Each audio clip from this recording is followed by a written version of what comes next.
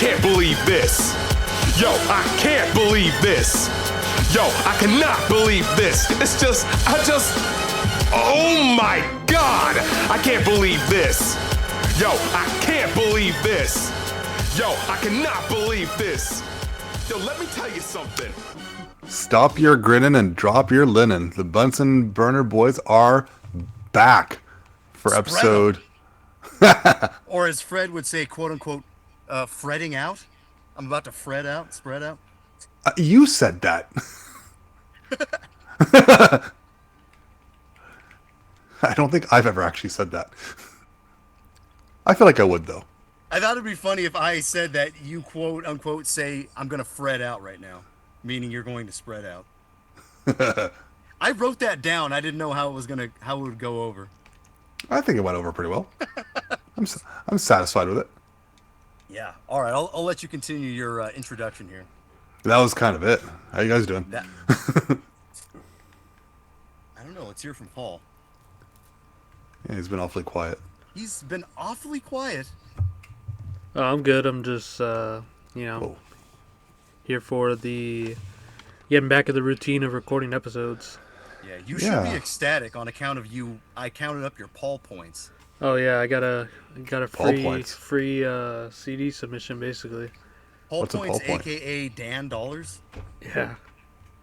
Which is basically all the money. Okay, so we for the most part split the cost for a lot of the releases that we do, and Right. other times like our other band members will put in some money as well.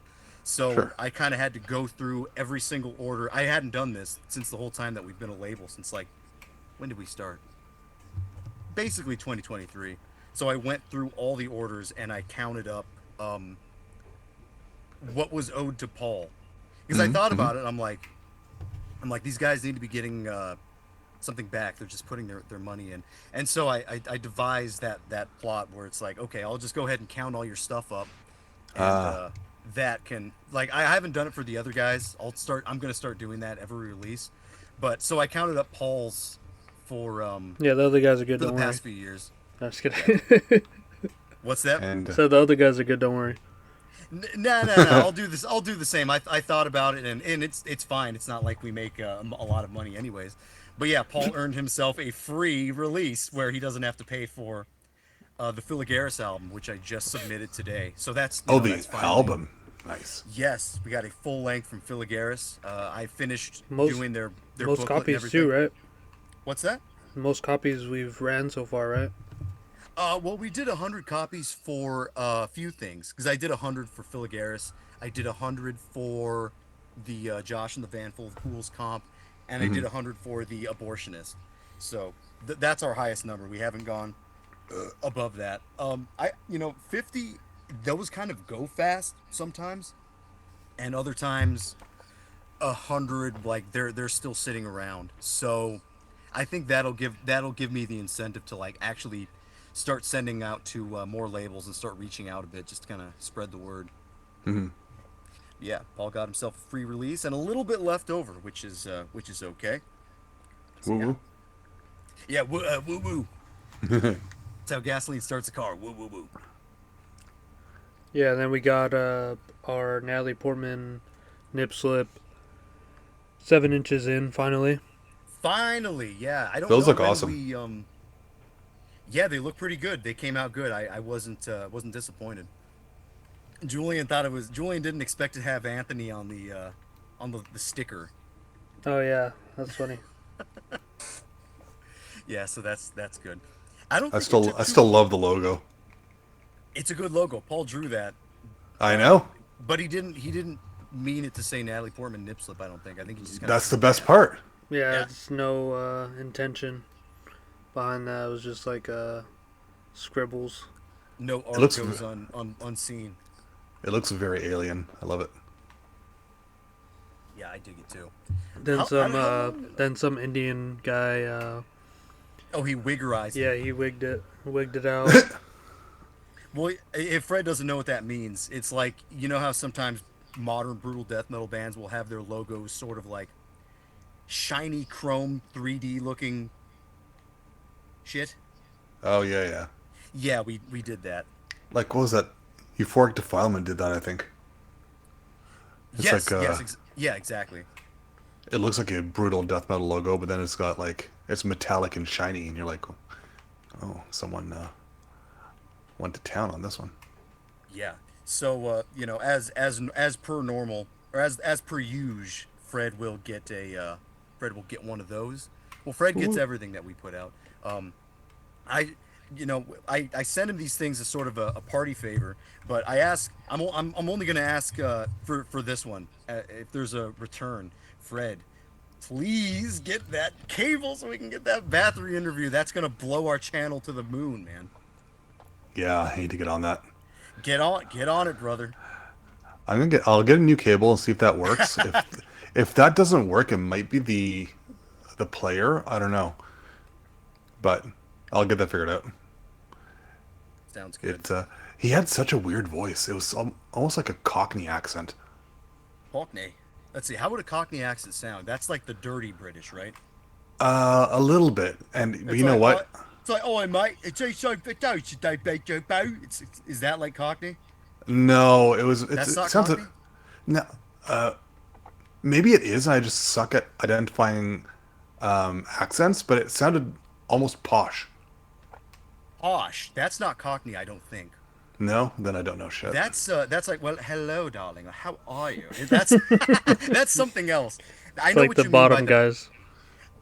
the bottom guys. No, the bottom guys were a little bit more Cockney. They were a little bit more like rude and crude. What Fred's talking about is like the very posh type of English, darling. So something Not like not that. that posh. Not that posh. Not that posh. Yeah, well, the guys from bottom were like, he's like, hey, look at well, how was the way Eddie talked? He's like, all right. The one that always sticks out to me is at the beginning of the interview when I tell him like, oh, one of my usual questions, like give me a history of the band, knowing that Bathory's not a band per se, but that's just how I ask, right? Everything we talk about is a band, even if it's just one guy. And so I ask him that, and his response is, "Well, it's not a band." It's And not I'm a like, band. You're right. That does sound posh. The way you did that sounds exact. You know what that sounds like? It sounds like a British news reporter or something.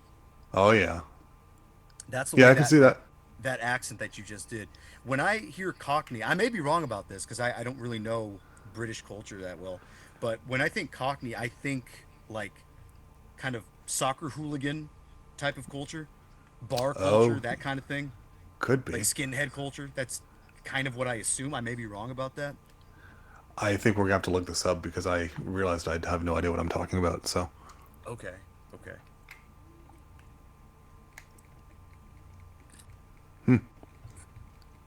Just took a beautiful sip. what are you drinking? I'm drinking Sculpin. I Oh, was gonna say it's good that we have a short show tonight because Drewby Doo wanted me to do a movie night. Well, Drooby Doo. hopefully we end up watching a good movie. I saw Primate a couple nights ago. I don't know what that is. It's It's new. it's new and it's the plot is a family owns a monkey that gets rabies and he tries to kill them repeatedly. That's not far fetched. That that happens. Chimpanzees like rip your face off, and they will rip your dick and balls off, and they will fuck you up really bad or kill you. Yeah, as is the case in this movie. And it Yeah. oh, I'm getting some is that me? What the static a little bit? Yeah. I heard it for just a second, not much though. Oh, it's gone now. Yeah, no, it was entertaining. I'd recommend it. Okay. If it's not going to win any awards, but if you're looking for some good fun, this will do it. I remember the guys from, or at least the singer from Brutal Truth. He had a band called Primate at some point. I don't think anybody gave a shit. Was that because he had the the Gorilla cover of that one Brutal Truth album? I don't think it. I don't know that the two are correlated, the two things, but I know it existed. Um, I don't even know if it's on Metal Archives. Primate. So is it like Is not particularly it? metal? It might have. From what I kind of remember, it was like sludgish, so it might be considered like crust punk or something, which is why I don't see it on Metal Archives. But I could be wrong. I might be not looking up the right thing. What is that guy's name? Kevin something from Brutal Truth. What is his name? I Kevin have no idea. Hayward or something. Dan Liker. Kevin Sharp. Kevin Sharp. Primate. Let me see if I can find this. You know, Brutal Truth Okay, is not a band. What's that? I was to say Brutal Truth is not a band I was ever super into. I remember their first album being pretty decent grindcore. Yeah, Maybe first album, almost death grind. Extreme Conditions, blah, blah, blah, whatever it's called. Yeah, I think Yeah. as they went on, I noticed as I like sent the guys a music video not that long ago. I'm like, these guys are extremely mathcore ish. They kind of have that like the Dillinger escape plan thing going on. Didn't really notice that before, or like Discordance Axis is sort of what it's like. I remember I have a few of their albums. I have the one with the guy, he's like kind of doing like a prayer. Looks like he's doing a Muslim prayer or something.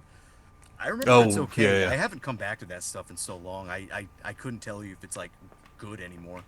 But yeah, I'm looking right here on Metal Archives. Primate is not listed. Apparently it's too non-metal. Whatever it is. I assume it's some kind of sludgy crust punk. But I did get to see them. I saw them in 2011. I don't know if I ever told you about that, Fred. I don't think so. Scion Fest. Did we ever talk about that? Off the top of my head, I don't think so. Have you ever heard of that? Do you know what that is? No.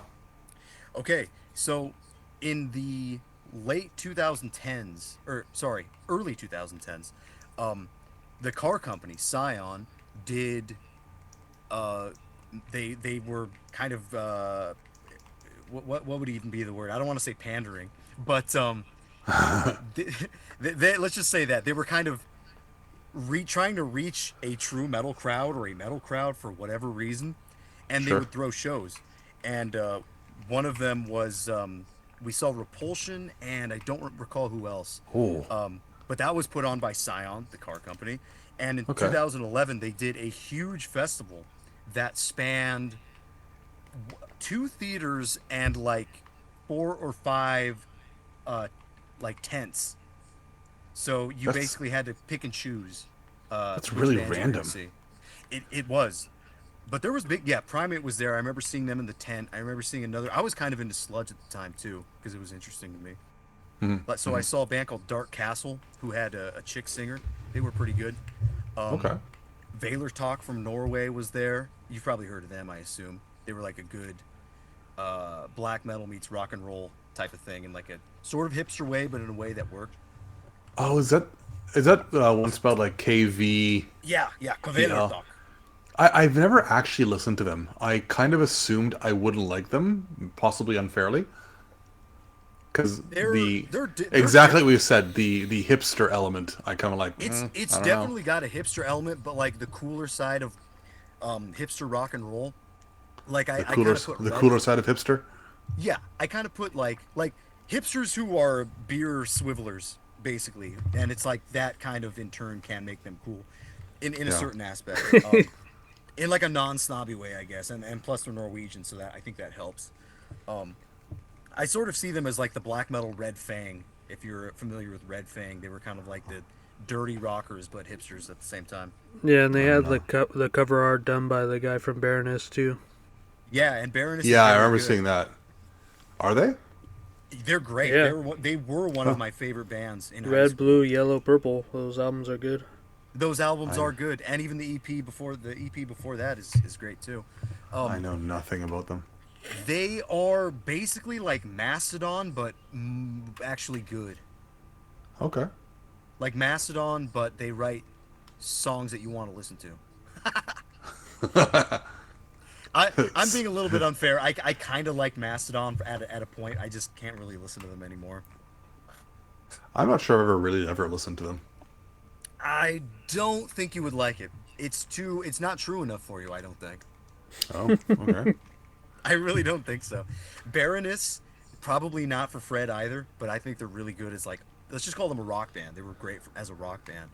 And Veiler Talk was great as a rock band too. They were basically a rock band with like blast beats here and there, but they were great.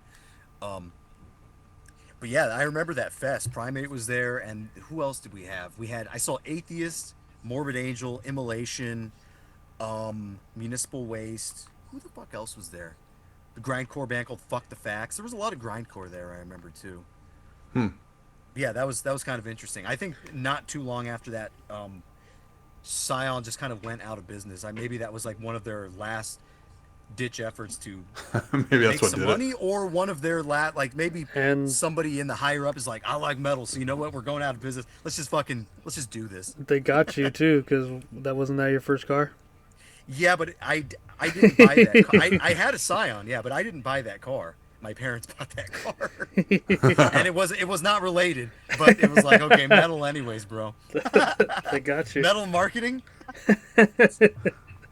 Yeah, They're like, these guys spend so much on vinyl. How about a car? That works. yeah, The logic is there. yeah. I guess in other news, Unblessing. This kind of came out of nowhere, but Unblessing has started recording an album, a full length album, which they haven't done before. Dan, you guys Oh, got yeah. the songs done already, or you guys are just recording as you write them? Uh, we've just recorded some stuff. Like we basically just did, like I think we did 4 full drum tracks, and 2 of the songs I didn't fuck up. 2 or 3 of the songs like I did okay, so I don't have to re-record them. You know what I mean? Like as Yeah. a backing guitar. But yeah, I'll have to go back and redo the guitars at some point, and we still have some drum tracks to do. But we've gotten 4 down so far, so Okay. that's good. 2026 is starting off okay. We're recording that. I know Kralizek is working on a new album. I talked to Already? John about that from Eddie's Menda. He didn't give me a straight answer about you guys recording there. Oh no. I don't think it's an oh no. I think it'll work out. First he's like, because he seemed kind of nervous. He was like, he's because this is the first band that he's recorded that's not his own project, and he just straight up said, he's like, oh, I'm nervous. I never recorded a band before, so. But dude, the sound is great. Like the kicks sound great. I was like, oh, Paul's gonna like this. You're gonna like them kicks. Well, I hope so, or that we're Yeah. able to record there. Yeah, but I asked him about it like during when we were taking a break, and he's like, let's finish this first. So he wants to finish the Unblessing stuff before Because he I'm starts working on another blessing project. would be the first one that he's doing where he's not involved, right? Or Yes, is- yes. Okay, so he's Just kind of as- just as testing sort of it a- out. Just as a sort of a studio engineer. Okay. And then I asked him, I was like, oh, let me get your number, and he goes, I don't have a phone. Which I believe, because now that I think about it, I don't think I've ever seen him with a phone in his hand. How does he? How do you guys know that it's okay to go? I'm assuming through his girlfriend, Oh, because okay. I when I went over to her place on New Year's, she invited me. Like he said to hit her up, and I have her on the Buns. She follows the Bunsen burner account, so like it shouldn't be a problem. She was there while we were recording, like so I think they're together all the time anyway, so Okay. shouldn't be too hard to get in contact with him. Yeah. Yeah, he just wants to get the Unblessing stuff done first, which I don't think is going to take that long, because we actually did do a new song that we really hadn't worked on at all, but we kind of just Got it. fleshed it out during studio time, and we got it done. And plus, we were on like a schedule, because I had to wake up early the next morning, and so we basically only worked till about from 2 to maybe 6, Okay. 6 or 7, something like that. Yeah, and Galicia, I'm surprised that I have some more riffs for track 2 as well. So it seems like everything's sort of going good right now, momentum wise. No one's like really lazy. Everyone sort of is on the ball. It's just Yeah. firing on all cylinders. Yeah, even Raph with the Xenomorph shirt. He got that shirt and now he's like Vortec. Yeah. That's a badass shirt. That's badass.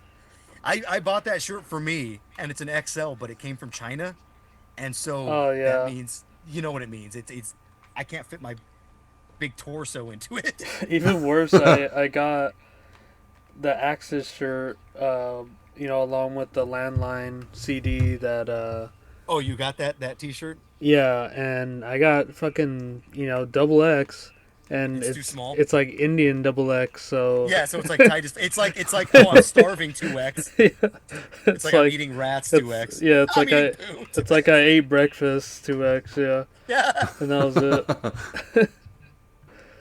eating poo 2x. Yeah, so I don't know. I'm thinking about maybe giving that to Julian or something. Getting a bigger size. I've done that before. Well, that was as big as they go. They're like really? that is unheard of. The 3X. Oh wow. Huh. Was that the shirt that you were asking me about today? No. Okay. I ordered another shirt and then Surprise shirt. yeah, Okay. I was while I was there, I was like, oh, I saw this other one that you'd like, Okay. and it's good when the XLs are sold out. So Yeah. That's the best size. That's like optimal size. yeah, Yeah, I guess I really don't have anything else to share, but on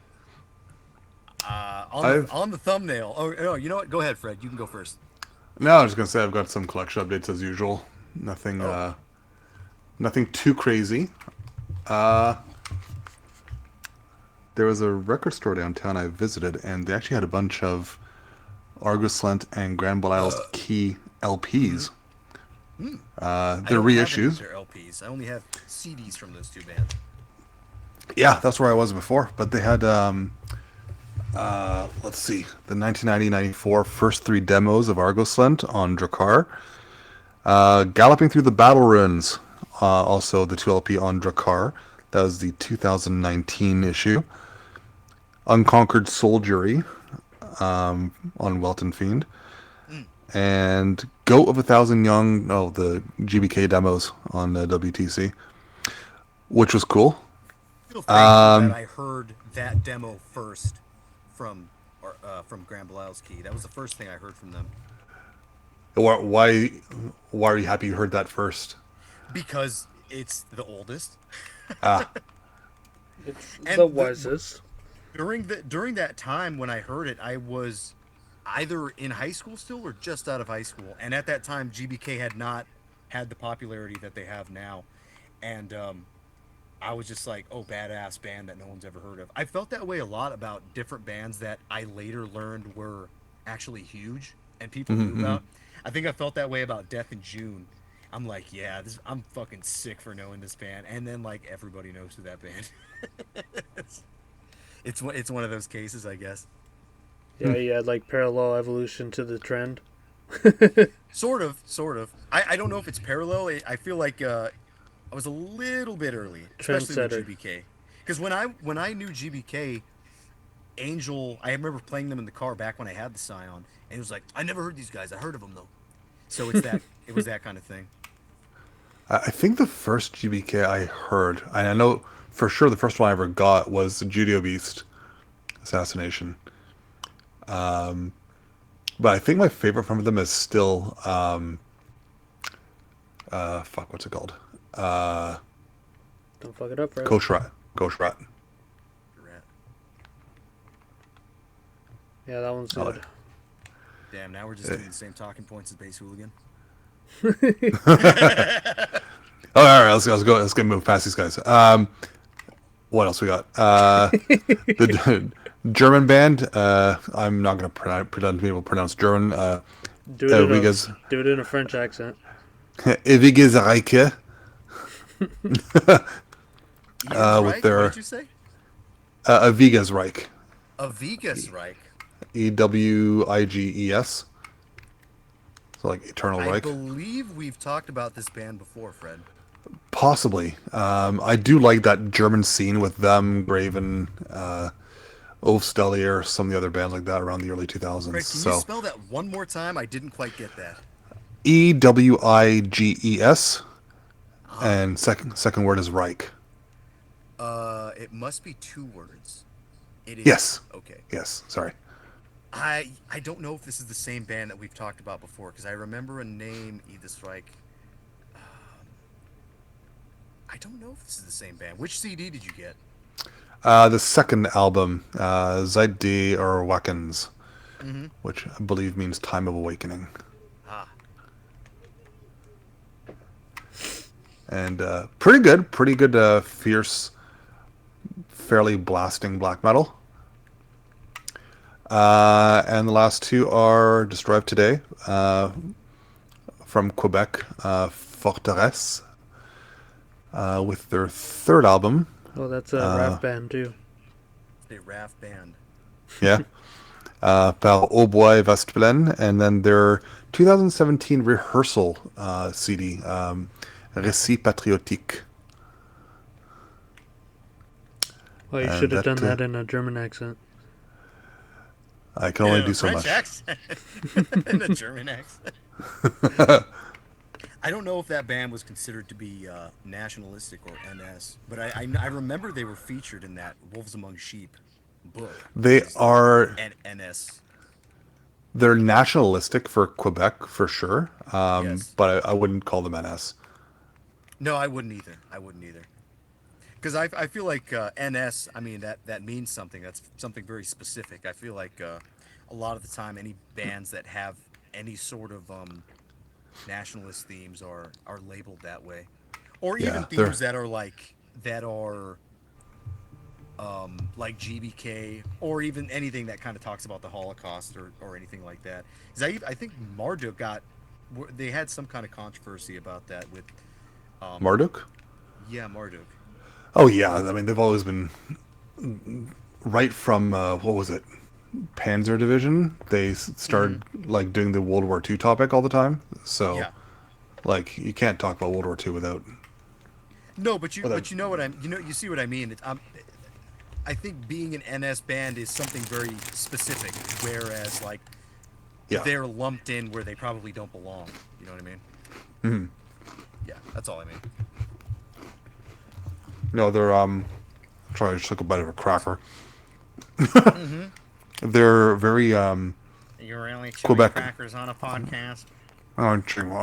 Look, I thought you were going to be talking. I thought you were going to be talking longer than that. No, no. They're very We're Quebec not going on a separatist. rant here. They're very Quebec separatist, which is a thing in Ooh! Canada. That They, sounds naughty. Yeah, they want to secede from Separate. Canada. Yeah, Hell, I which can't blame them. Make Canada French again. well, pretty much. So that's fun. Oh, but- he gets but- like. Yeah, that's a cool album. That's like the back half of that album is fucking great. Okay, I'll check it out. I don't know if the name sounds familiar, but again, a lot of these bands have a similar aesthetic and a similar name, so it's sometimes hard to tell whether I've heard it or not. You're right that I've probably dropped the name before because that early 2000s German scene is really cool. I like a lot of the bands from there. I'll do a name drop that I just thought of from a band that I assume no one's ever heard of. I believe the band's called Diamond Eyed Princess. Yes. Oh, they're Yes. awesome. You know that one. Hello, princess. Damn it, foiled again by Fled. I have their first album. But I forget what it's called. Pagan But I have Rite. it. That's it. I don't know if I ever heard that one, but I have heard the split, that first one that they did with Infect. Although I Yeah. don't recall who Infect is. Now, Infect is an interesting one. It says their lyrical theme is war and politics. What Hard kind then. of politics? Usually, when you see politics in a lyrical theme, uh, that means left wing politics. Could be. Could be. Because when it's right wing politics, they just call it NS, like like I just discussed a second ago. Yeah. Yeah, Diamond Eyed Princess. All right, Fred's got the knowledge, man. Yeah, they were on Aura Mystique, and I really like that label. They're the ones that released Bakira and some of the early Seigneur Volant stuff. I kind of wanted to ask you about Funeral and Crystal Knocked. Is it Yeah. just me? I'm not hugely informed about Crystal Knock and Funeral. Like I know of them, but I morally know Signer Volon and those releases. But as far Right. as Funeral goes, is it just me, or is there like not a whole lot of material you can find online? Because I was kind of searching while I was driving, and I couldn't really find that much shit. Funeral was they didn't do a whole lot, right? They were the like I they did hear turned with into Osculum Crystal Knock. Infame. That's what I heard. Yeah. So between that and the Black Flame of Eternal Hate demo I is couldn't find kind that, of the I don't think. you probably can, but if Yeah. you look up Crystal Knocked and find the Blood Drenched Memorial or Funeral Years kind of compilations, those have the Black Flame of Unholy Hate demo Okay. on them, Okay. and so That's where I was having it's trouble. I didn't think my dumbass didn't think to look for the comp. yeah. I mean, it's not immediately obvious, right? When you look up the compilation that has pretty much everything, Blood Drenched Memorial. I think a new one came out couple of years ago, but that has the Black Flame demo and the Osculum Infame split Fame. Yep. stuff on there, and then the rest of the Crystal Knock stuff minus the most of the covers that they did. They took those out because it's already like fucking an hour and 15 minutes long. But no, so they Funeral split in '96 when Crystal Knock started, and then Crystal Knock ended in like the early 2000s. But they reformed Funeral like a year or two ago, and the album just came out late last year, and it has some new tracks and some old tracks from what I Are remember. we able to hear that? Because I wasn't able to find the newest Funeral release. I have not found that on YouTube yet, and I want to order it, but I Yeah. haven't had a chance to yet. Because it's a pre-order, right? No one's gotten it yet. No, it's out. It's out. It's out. It's out. Yeah. Ah, okay. Well, maybe I should just buy it then, right? That's what I'm planning on doing. Yeah, I was thinking about that too. I've heard really good things. Yeah, I have no idea what it sounds like. I can imagine what it sounds like, but I'm interested. It took me quite a while to get into the Concilium bands. Like it didn't click immediately, but I think the one I got into the most. Fred likes his Was- black metal evil. That's what he's trying to say. Oh, but these guys are definitely evil. But it for whatever reason it didn't click right away.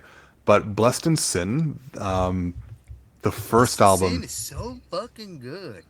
yeah, especially Melancholia. I love that album. It's so good. That one, when I got that clicked pretty much right away, and I got that. That's a recent find for me. Like maybe Oh, yeah? only in the last 5 years. Yeah.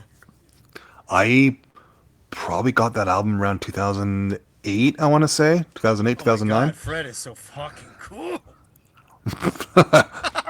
But no, I had the Crystal Knocked compilation and the Concilium split with Seigneur Volant and Blessed in Sin on it, and they didn't really click for a long time.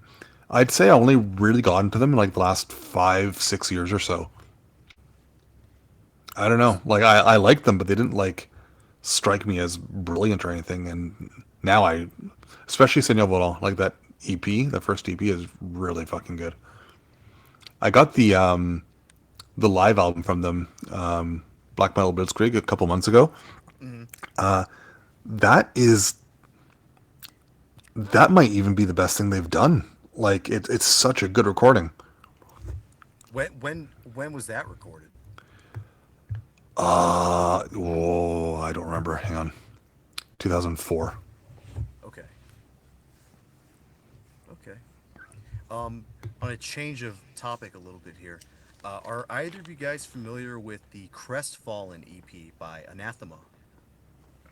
Yep, that's my favorite stuff from them. Yeah, dude. I was if you go on Facebook, it has like the every other day or every day it does like memories that you posted years ago, whatever. Hmm. And I saw in 2013 I posted the song Crestfallen, and my dumbass said like I said something like, "Wow, this song is really melancholic." Like, okay, dumbass. but nice job, dumbass me. But I re-listened to it because I apparently hadn't listened to it in such a long time. I was like, wow, dude, this is really fucking good. This is like super riffy, in a way that's like Death Doom, but it's like so divorced from death metal. But it is heavy. I really And wish yes, they would. melancholic. I really wish they'd reissue those demos from Anathema. Fred they needs his haven't. physicals. Yeah, I don't even think they have them like digitally either. Like they need to get on that. Well, they have it on YouTube. You can listen to it on YouTube. Yeah, but Like a poser like me. you know what I mean. Yeah. Like you said, I want the physicals. I gotcha. We were talking about Lord of Evil not that long ago, and Yeah. I don't think I had ever listened to their post band, and I did recently. War 88, pretty good. That came after or before? No, you're right. It came after. Yeah, decent stuff though. Decent black metal. Yeah.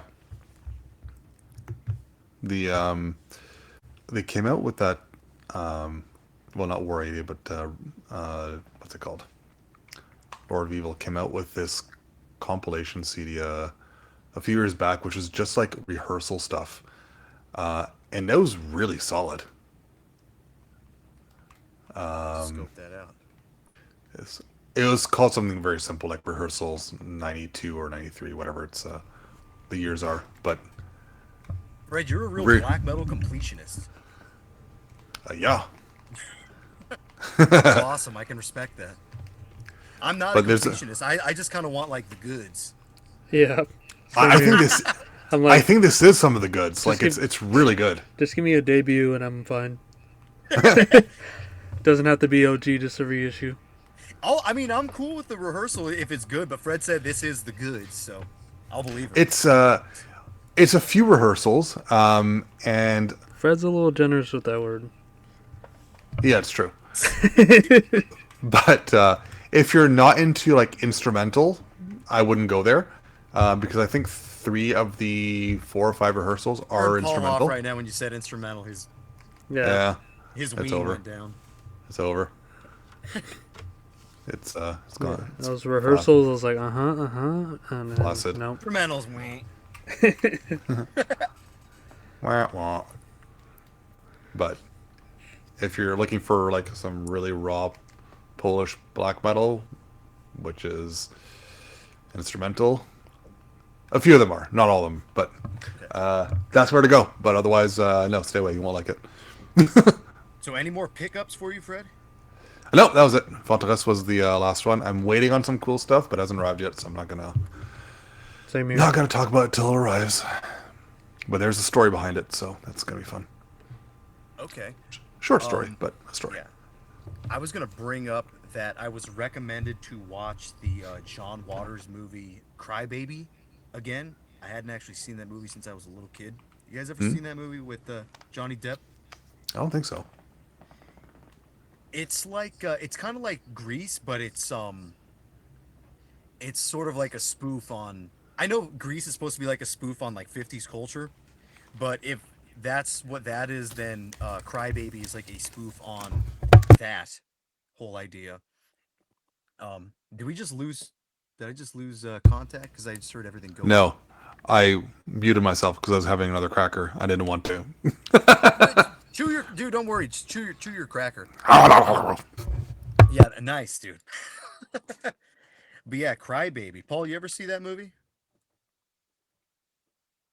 Is Paul there? Am I alone now? you're not alone, but Where's Paul? I don't know. Where's Paul? I don't know. He's fuck. Is he recording? Are we being recorded right now? I don't know. He might have walked. He probably thinks we're still talking, so he just walked away. He's like, fuck. They're talking about rehearsals. I'm out. No, I will wait for him. He can cut this bullshit out. I don't know. I think it's pretty good. Yeah. Well, I'm gonna take a quick intermission. I'm gonna take a whiz while Paul's gone. Sure. I'll stay here and wait for him. Okay. We're back. I was lost, and now I'm found. And Okay. yeah, before we move on, I just wanted to bring up a couple things. Uh huh. So I just been getting into gaming again, and I just beat Max Payne and The current- original? Yeah. Wow. You feel Yeah. good That about goes yourself? way back. Hell yeah! I'm just trying to complete Hell a lot yeah. of things. Fuck yeah. Paul the completionist. That Yeah. goes way back. Yeah, it's like 01. Fuck yeah. But yeah, that one, what's it called? Like, kind of progenitor of, like, the badass revenge story kind of thing. Like Death Wish, I said. Yeah, like, yeah. Paul the meant to Charles say Bronson. Taken. He meant to say it's like the movie Taken, but he accidentally said it's like the movie Wanted. Yeah. And I'm like, oh, never heard of it. He goes, never heard of Wanted? I said no, but he meant Taken, so no, I never heard Yeah, of Wanted. Taken, yeah. And then, you know, like the John Wicks and bullshit like that. Yes. Yeah. But yeah, and then now moving on to Simpsons Hit and Run. Good game. I had that game. Yeah, it's like had that game. baby's first GTA. Well, did you have Simpsons Hit and Run back in the day? Yeah, I beat it, so I just wanted to, you know, get some dopamine. I remember it was pretty fun. Some dopamine. Yeah, I was like, Did you ever play that game, Fred? No.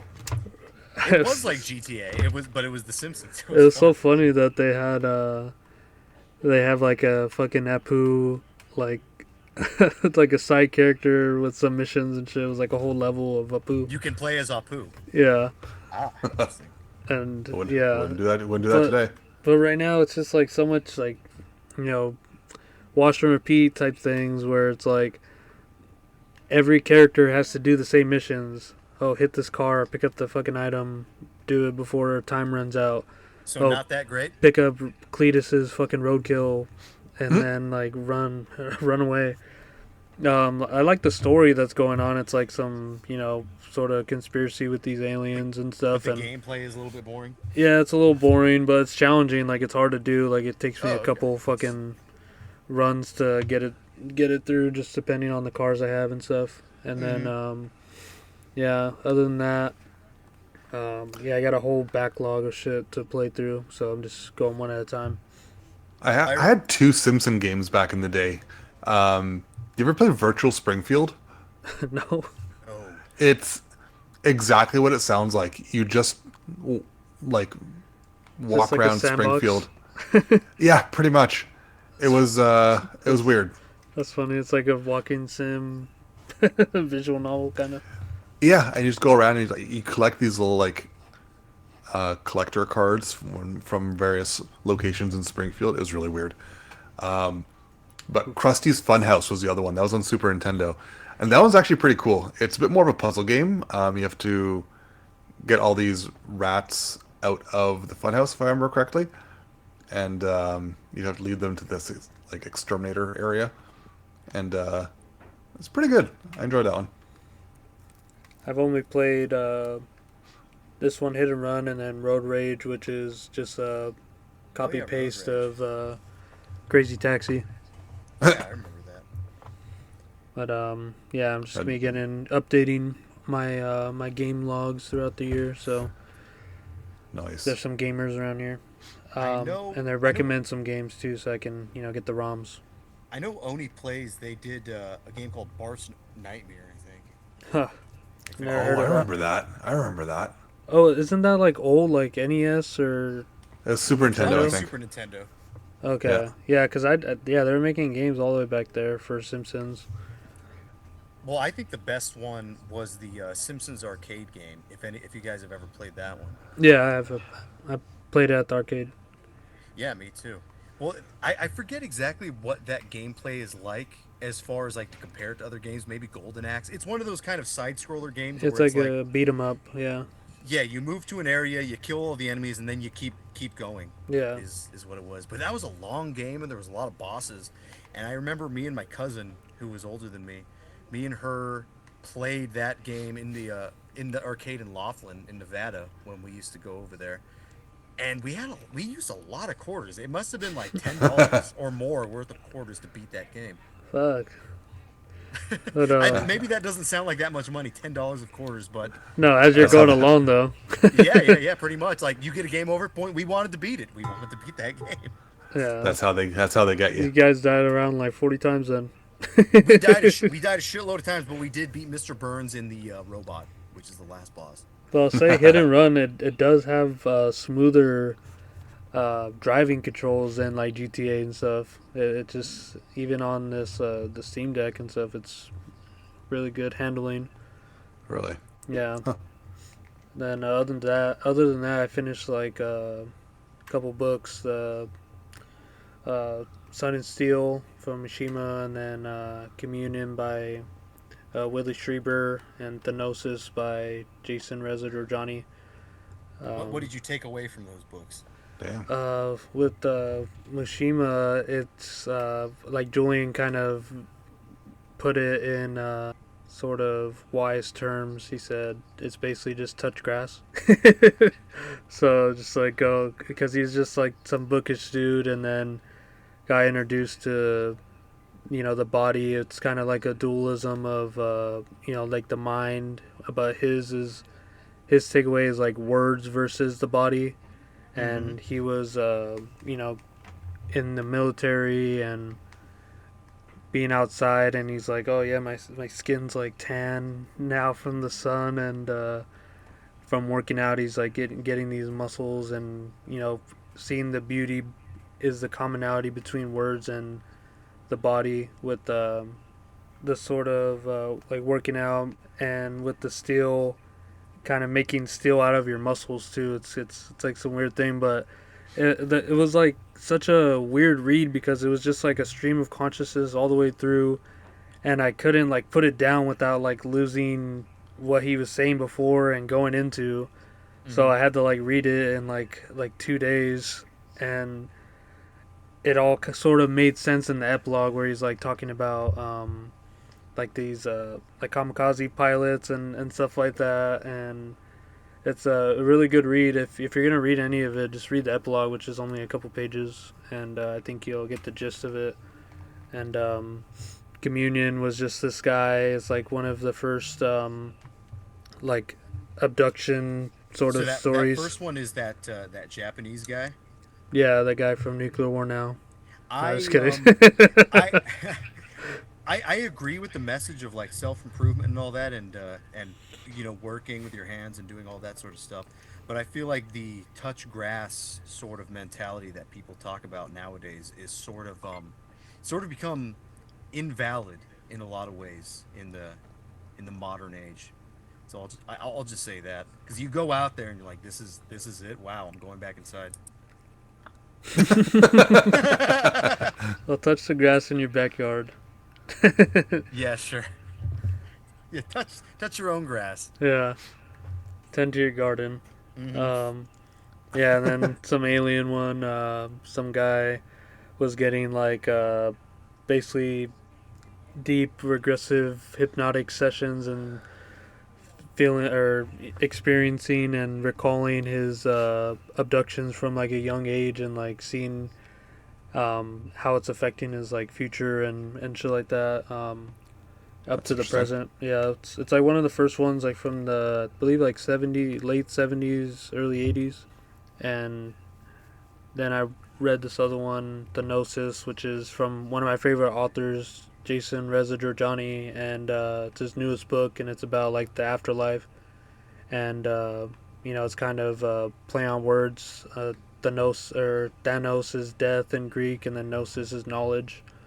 And he's just talking about all these different sort of fringe sciences like near-death experiences, like astral projection. I'm also reading A Journey Out of the Body from Robert Monroe, who's talking about all these like astral projections, going to different locales and experiencing Lolcows.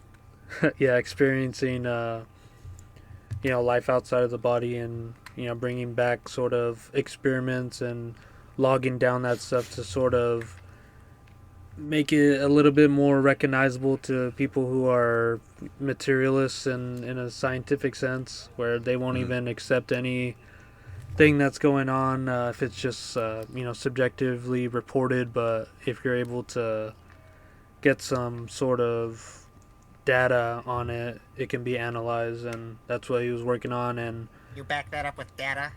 yeah, Where's all your the, study? all the scientists, Show me the study. or what is it called, scientism people. But yeah, he Data to goes, back that up. yeah, should be surprised. But he in other books really influenced like the Glacial lyrics and stuff. So that's why I'm reading more of this sort of stuff to kind of get some ideas for this next album. Noise. Cool. But yeah, Fred, I was chatting with Hope just before the show. We were talking about Mindenwerfer, and I mentioned that we were about to record the podcast, and I said it's going to be a short episode on account of Fred has a tummy ache. And I just got her message now. It says, tell him to man up. Fred, color No. dork, color dork. Come on. I'm not gonna man up. It hurts. Oh, okay. Well, let's Yeah, should we go on break? I had one last thing to say. It was right when you left the chat here. I was gonna say that we were just talking about the movie Cry Baby. You ever see that movie with Johnny Depp, John Waters movie? No, but I know what you're talking about. Yeah, the like 50s Grease kind of like rip-off thing. Yeah, I know some people who are identifying with that. Lying with that? What do you mean? They're like making that their personality. The movie Cry Baby? The aesthetics of that movie. I don't think the movie's really about aesthetics. I think the movie is about being hilarious. I think that's what the movie's about if you watch it. It's not about aesthetic, it's about being funny. Yeah. It's about being a funny movie. But yeah, I wanted to mention two of the actresses that were in this movie. The girl that plays Hatchet Face, she really, in real life, had a funny looking face. And also, there was an actress in the movie called Tracy Lords. And if you remember, Paul, there was that one noise project that was like making fun of death metal. They were called Tracy Lords Loves Noise. Yeah. Yeah, I was like, Tracy Lords. I know that name. I knew the name from the project, so I looked up the name Tracy Lords. And she's not a regular actress. What came up was it said other people also search for Sasha Grey, and I'm like, what is this about? So I read who Tracy Lords was, and apparently I'm not sure around what time this was. Maybe in the 80s or early 90s or something. She had a fake ID, and she entered the porn industry at age 15. Oh, I've heard of her. Yeah. Yeah. Something that's funny that John Waters would use her in a movie. That's just so him. But I would recommend that movie. It's a musical, but it's also pretty funny. They use the word tits a lot, so that's funny. Interesting. Yeah. So, Fred, Hi. on a break? I think so. Okay, we'll take About a 10. that time. We'll take a 10, then we'll come back. We'll talk about your pick, and end relatively early. Yep. So we're doing good right now. We're only just about an hour in. Yeah, and all Excellent. things considered, I'm feeling pretty good. So. Yeah, and we did all right for I don't have anything in my notes. I didn't write anything. The only thing I wrote is spread out, Fred out. That's the only thing I wrote. That's all I wrote. I have the book open. It was like that's written there. Yeah, that's fair. All right. What else could you need? That's it.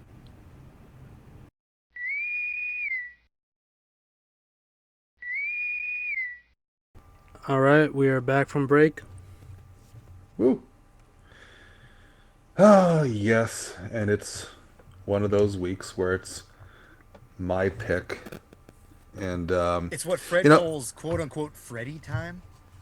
yeah, it is Freddy time, and we were talking. I think it was after the actual recording last week, but Dan was speaking about returning to favorite recordings of his, as opposed to just things we might find interesting, and that kind of inspired me to pick this one. And I'm not gonna lie, wanted to squeeze Paul's head a little bit because I know he doesn't like thrash, but I hit gold for him with Black Shepherd, and I was curious to see how this one would do. But yeah, today's pick is Terror Squad from Japan, with their first album from 1999, I think, The Wild Stream of Eternal Sin. Good album title. Right? Great album title. This album was, and band in general actually, was introduced to me by a friend of mine named Anu, who I'm sure I've brought up before. No, that's a new too. And but Japanese bands just have a different way of doing things, and I think that it applies to these guys too. I can't really think of any thrash that really sounds quite like this album. And even their second album wasn't. It's still amazing, but it's a bit almost grindier. But this one It is has a just, funny album cover. yeah, it's very it's like a woman with a katana covered in blood or something, right? It's very. It felt anime. very yeah. It oh no, it's not a katana, it's like a gun. Either way, it is a cool cover. I like that one a lot. But this one, I don't know. I got into this when I wasn't into thrash. So that kind of tells you something. This one came into my life at a point when I was really all about black metal and maybe starting to get into death metal, but even then, not really. I was mostly into thrash. So this was probably like 2003, 2004.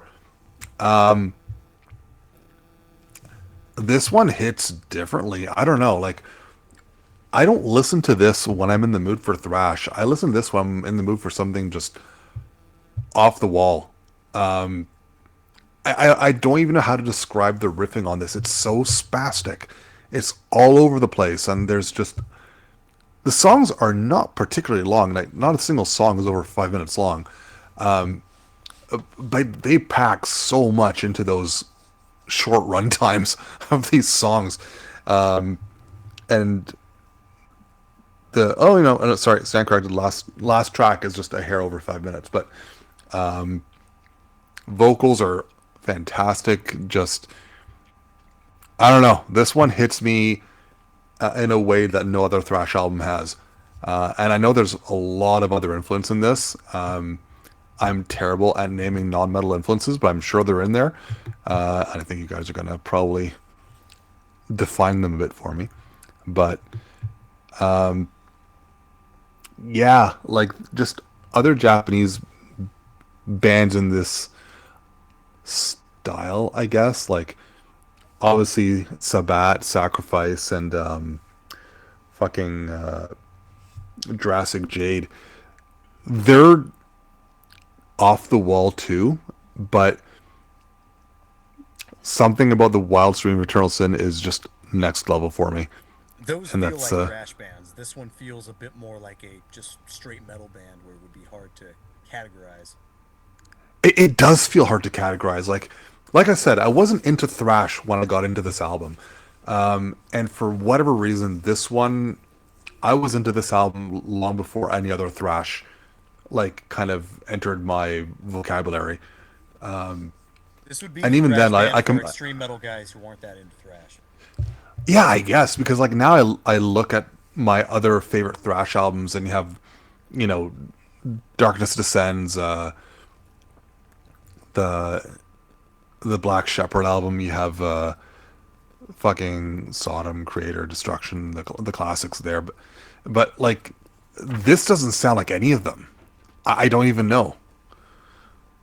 Sometimes there are bands that go have a very broad genre tag, whether it be like thrash, black or death metal, or grindcore even, um, where they are able to take that one tag and do a lot of different things just with that. I think it's just one of those cases where Could it's like be. thrash. That could mean early death metal. That could mean straight up generic thrash. Black metal. That could mean like a Black Death thing, or that could be like a pagan black metal thing. Like there's a lot of different ways you can sort of interpret these genres, and I guess these guys have done it in a way where it's like the sort of sky's the limit with a lot of the things they do, because none of it I would say is generic thrash at all. No, definitely not. It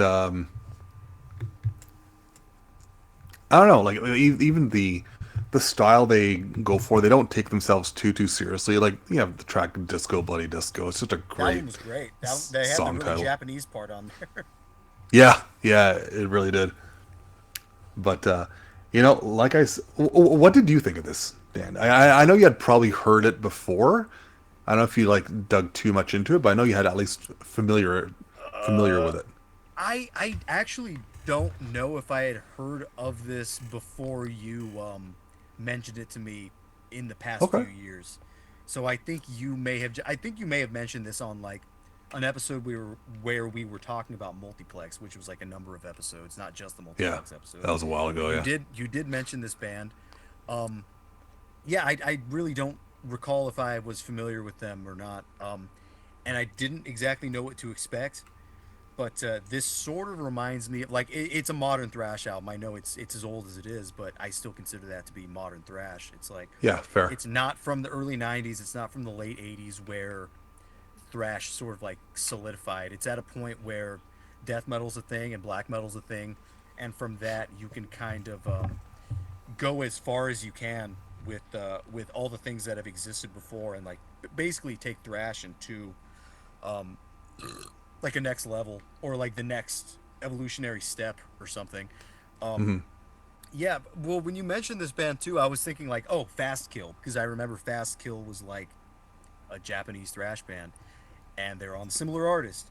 But I went back and listened to Fast Kill, Dude, they and they don't suck. sound anything like this.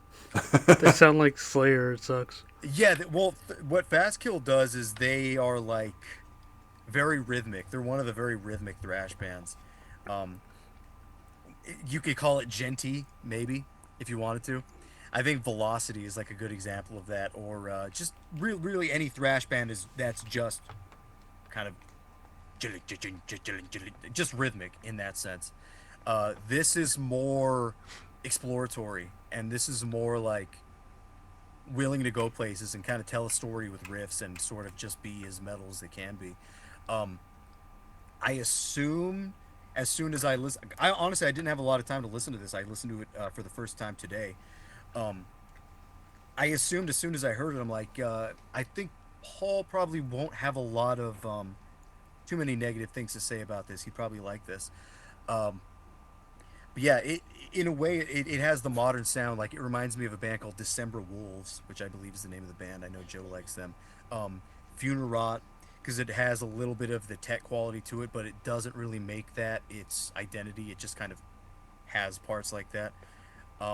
And even one of the songs sounded very mathcore-ish. It sounded like the King Crimson album Red in particular, which is the one that had like the most, which is it was the most guitar riff oriented. I think of all the King Crimson albums, but I mean, I wouldn't want to say Sabbath because that kind of leans into the black metal thing a little bit. Yeah. But as far as the thrash bands that I liked, or the ones that I can like recall off the top of my head, were like Ion. I liked that. Mein Kampf, Rommel, um, and that might be the end of it. There's probably some I'm missing. Like my brain isn't. I'm not fully equipped to start naming Japanese thrash bands. But yeah, I think this is really good. It's not boring at all, and I think there's a lot to sort of dissect from it. It doesn't overstay its welcome either. It's not even half an hour long. No, I was surprised. I'm like, it's over. Okay. Yeah, I was listening to this when I was working on the Filigaris booklet today. So I was like, well, shit, it's over already. That's kind of, I had it on while I was working a little bit. Yeah, I dig it. I think it's very cool. It's sort of surprising that this isn't a little bit more known. This seems like something that would be. It also kind of reminds me of Destroyer 666 a little bit. Yeah, I could actually see that. Paul says, but I think that makes me feel like he hasn't really listened to Destroyer 666 that much. Destroyer 666 is not that black metal, actually. It's much more rooted in thrash, but in an experimental way. And that's sort of, I see these two bands sort of on the same wavelength.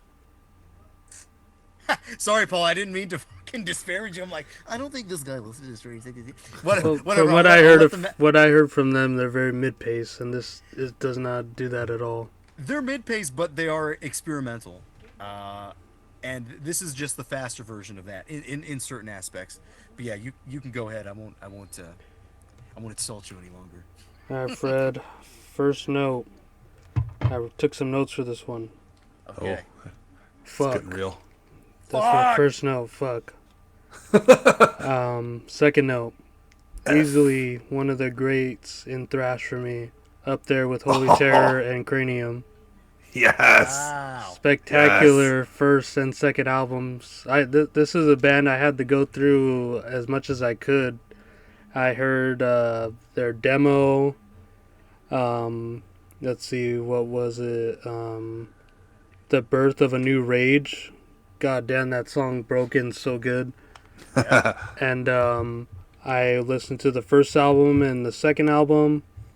I couldn't get enough of it. I ended up fucking buying a CD of this one. On Discogs, I saw that our local record shop, who does not fucking let us see the CDs, Radiation Records, had a copy Right, for like $5. So that should be in the mail soon. Nice. Let's see. They also have ties with Intestine Bailism, with the band Another Dimension. It has the Intestine Bailism guitarist, and it has the Terror Squad vocalist and bassist on there. Some of the fastest shit I ever heard without a blast beat. Yeah. It feels faster than like a blast beat, and it feels almost unnecessary. It wouldn't add anything to it. And They're taking the best elements of thrash. yeah, and it doesn't seem like regular thrash or even death metal or death thrash. It's beyond subgenre. It's just pure metal. Yeah, that's kind of what I was alluding to as well. It's like it doesn't really even feel like it feels like just like a metal band. Yeah, and I don't know why we're barely hearing this now, Fred. This should have been like episode 3 or something. It's like episode 3. That's so true. It should have been like your first pick. Yeah, it should have been. That's what happens when you start just picking favorites. This blows the rest of Japan out of the water. That seems to have harnessed all the nuclear energy set off decades before and released it in this album. I think the closest thing to this band is probably Syphilic Vaginas, and but they add a little bit more like blasting and stuff in there. These guys are a little bit more straightforward than Syphilitic Vaginas, but I think that band is a little bit more punk. yeah, exactly. Yeah. This band is straight metal. This band, they have like punk in a way through like NWO BHM, because there's certain sections and songs where they'll just like hold chords or like dun dun dun, like those are so fucking sick. What else? It's punk in a way that like takes punk sort of out of the picture. Yeah, well, it's Taking those influences. Yeah, it's part of the evolutionary step into metal from punk. And plus, the guy in the band picture on the left looks like Marco. Yeah, and it was funny that you were saying things about this kind of being thrash earlier. I was reading an interview from the guy, and he's saying some people are thinking that the genre of thrash is already dead and it won't evolve anymore, but we think that possibility of thrash is limitless. So we built is our nice. own thrash, and which we're which is the only thing we're good at, and evolved it. And That Perfect. Yeah. says so much. Like this, if they were looking to rebuild thrash from the bottom up, dude, Done it. they did. like this does not have any of the shit that I hate from thrash, which Dan was alluding to, which was like being very rhythmic and boring. Like that's why I hated fucking Fast Kill, because I listened to that too. I was like, oh, is there It's more? too rhythmic. Is there more stuff that sounds like this? Because I need to hear it, and of course it's not. It's No, one it's of those not. bands that are just unique and It's one of those. Fast Kill's one of the gent thrash metal bands. yeah, and like they said their main influences are shit from like what Fred said, Darkness, what's it called, Dark Angel, and then they also have a full album covering Bulldozer songs. Okay. Yeah. And they also said there's thrash, punk, hardcore, progressive rock, fusion, and he said we threw them all into a boiling pot and called that Terror Squad. Okay. Maybe I was kind of right on about the King Crimson thing. Then. Yeah, exactly. That's what I was Okay. like. I was validating your points, and Right. I really love that album art on this first album. Yeah. It almost reminds me of like, those memes of like evil Frasier be like, this one's Yeah. like evil Okami be like, the, but apparently it's kind of like a situation with Cannibal Corpse and like Vincent Locke. They consider this artist a part of the band, and his Oh, yeah, name's yeah. like Hesamoge, and he does all the art for their whole, um, all their aesthetics for like their art, for albums, and I don't know about logos or anything, but he Yeah, just 'cause this one basically doesn't have a logo. It's Yeah, just he text. just basically listens to the tracks he says like hundreds of times, and then comes up with the piece for the album. So I thought that was Good cool way to go mention. about it. Yeah, and yeah, this is phenomenal. This is probably, like I said, up there. Like we need to make our own big four of thrash, and I think Cranium, Holy Terror, Cranium, Terror Squad. Terror Squad are up there. Just need a Yeah. fourth. There's something else, I'm sure. We'll just have to think about. Yeah, because this is fucking insane, and I was not. I actually liked the second album. I don't know about more, but it was just as entertaining. It's And- really I good. haven't Yeah. heard the second one. Oh man, it's so good. They add a little bit of like extra like fluff in there with like That's Chaos Dragon Rising. yeah. Yeah, They add a it's little fun. bit fluff, a little fluff in there. Like they have like saxophone, they have like clean guitar, they have electronic parts, but they're done very minimally, and the thrash parts are even faster. It's like it's crazy. Vocal variety is great in there. I think this is just like such a fucking solid band. I was like looking for like shirts and shit, but they only had one small on eBay being sold with just the logo. So I was like, all right, maybe in another life when I'm an Indian. That's a win. That's a win for Fred. You made Paul look for a shirt. Yeah, that's how you know it's good. Yeah. This is a band that, on one hand, I wish were more productive than they are, but on the other hand, what little they've done, and I know there's a whole bunch of like live albums and shit like that. Yeah, they What have a little they've fuckload done. of those. Yeah, what little they've done is just so good that I'm worried that anything else they put out would not measure up to it. So I'm like, I want more, but at the same time, don't touch it.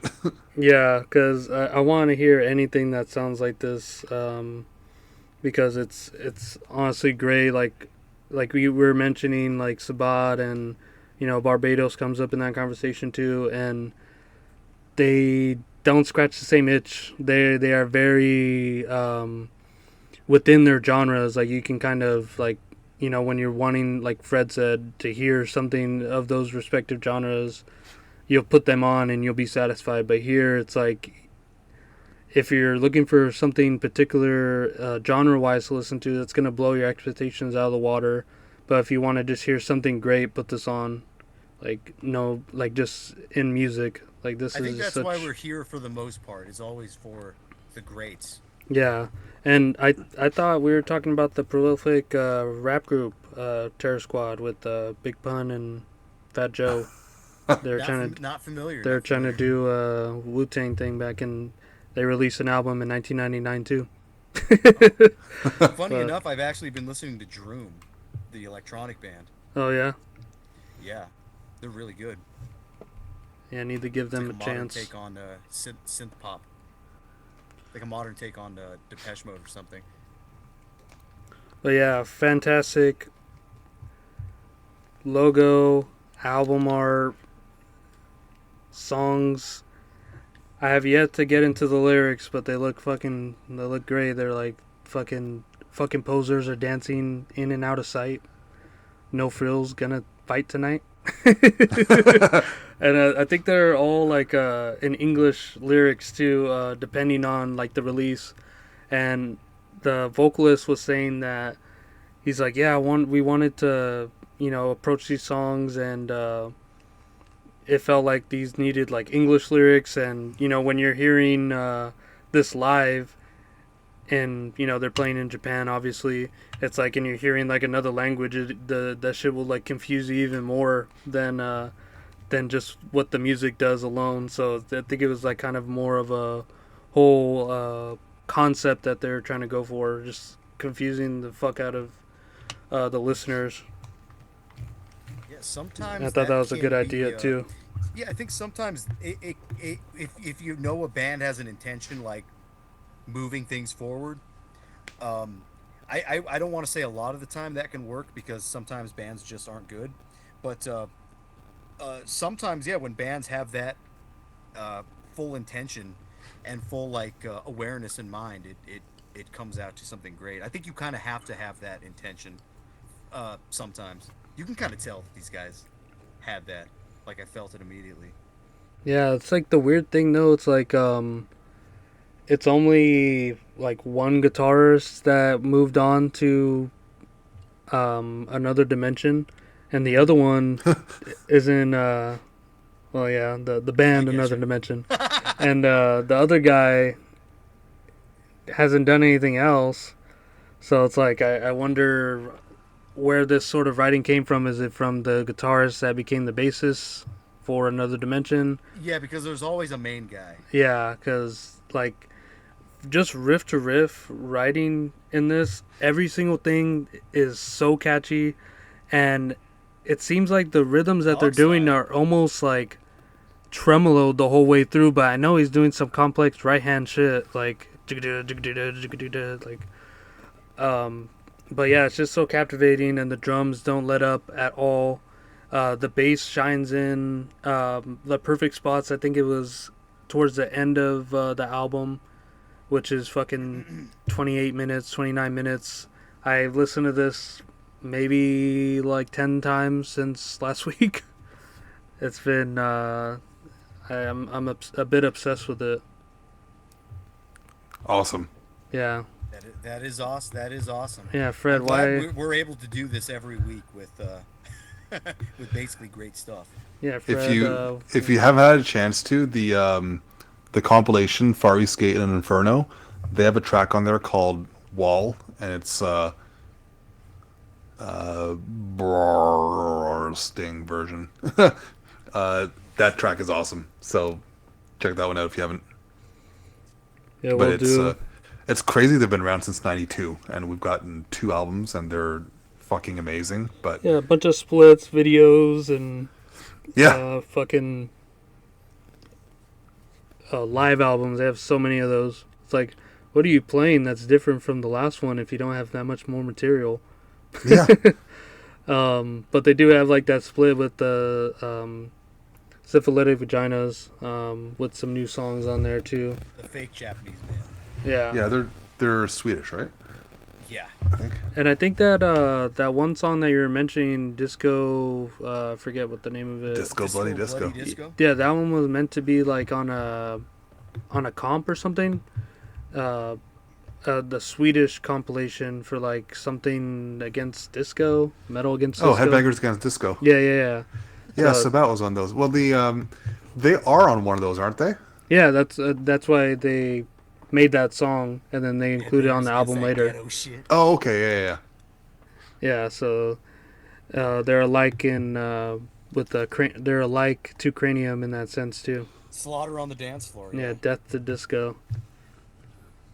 That's Um, that's the series where Sabat had a track called "Baby Disco as Fuck."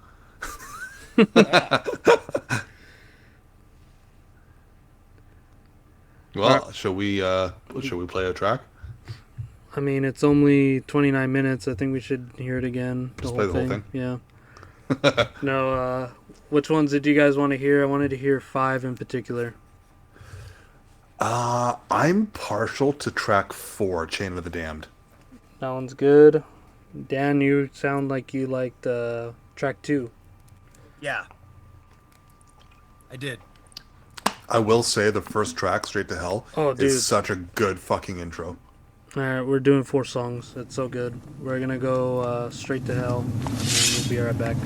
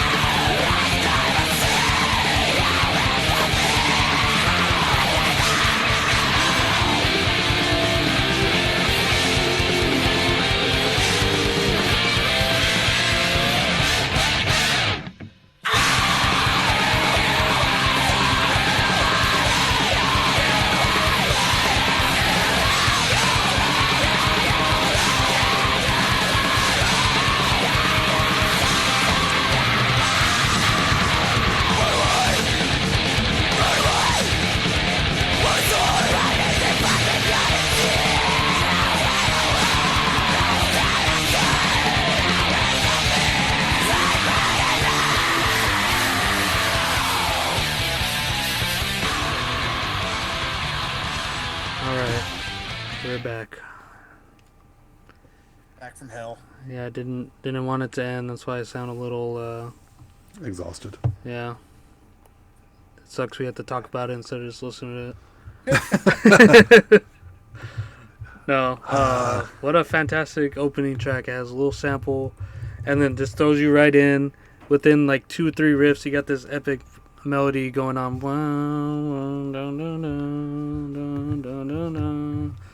Oh man, that's so good. And then it has like a rhythmic thrash part. Everything's so memorable. That's the power of the riff. Yeah, and I think they really opened my eyes to that. I even went back to listen to Artillery's album Terror Squad, which Uh-huh. I think is where they might have gotten their name from.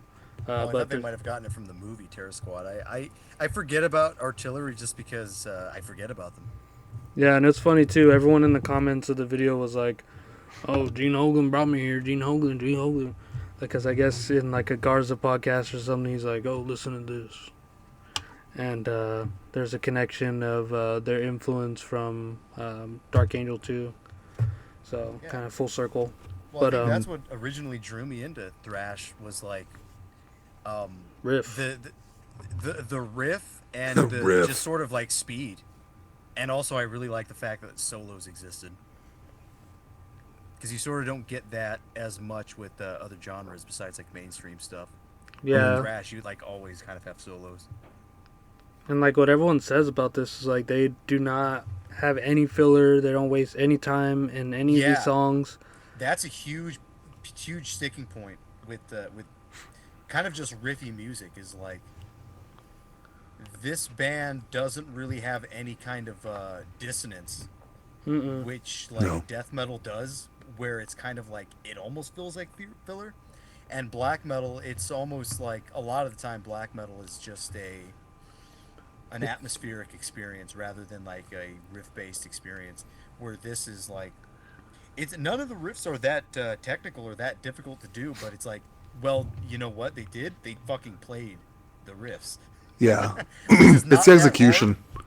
It is the execution, and it is the sort of immediacy. You know, I think that's something that we've talked a lot about on the show when we're talking about riffy music. Is like immediacy is extremely important. It's just like, and not only that, but there's enough riffs here where it makes it slightly, I don't want to say interesting, but slightly difficult to manage. Where like to sift out structures and each individual riff. It's Yeah. able to stay interesting. They all the even time. have like little sections of transition where it's like just high notes like and then they go into like something else Yeah. completely different. Everything just flows so well together. They pack this so densely, and it may not be like the most complex things that they're playing, but they fucking make it sound like it.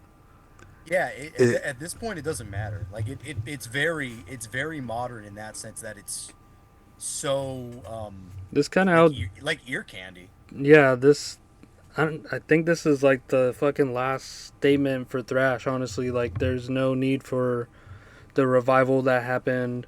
I can man, this album makes me want to say some things I might regret later. I was going to say kind of like not really any. No, I'll hold my tongue. I'll hold my tongue. What just go Like ahead and on say this it, dude. track in particular, the wanna hear riff, what you have to say. the riff. Da, na, na. Yeah. Like, the way it's played sounds like it's just going to blow apart. And I almost wanted to use the term coming apart at the seams, but they play way too tight for that to Yeah, they're so in the seams. to make sense. But it just sounds like it's going to blow it wide open, and it does. But like that part has so much tension to it. It's so good.